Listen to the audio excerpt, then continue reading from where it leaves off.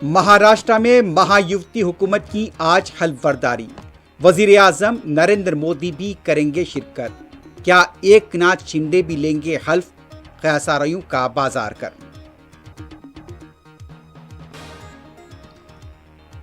राहुल गांधी को संभल जाने से रोके जाने पर पार्लियामेंट में आज हंगामों का इम्कान।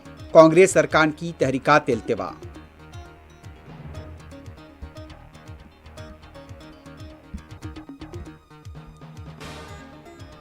पंजाब के साबिक वज़ीर आला सुखबीर सिंह बादल गोल्डन टेम्पल में आज भी करेंगे सेवा।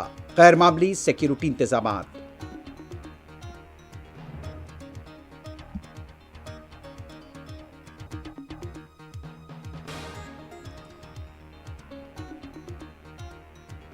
बीआरएस पार्टी के लीडर कौशिक रेड्डी के घर पहुंची पुलिस, गिरफ्तारी का इम्कान।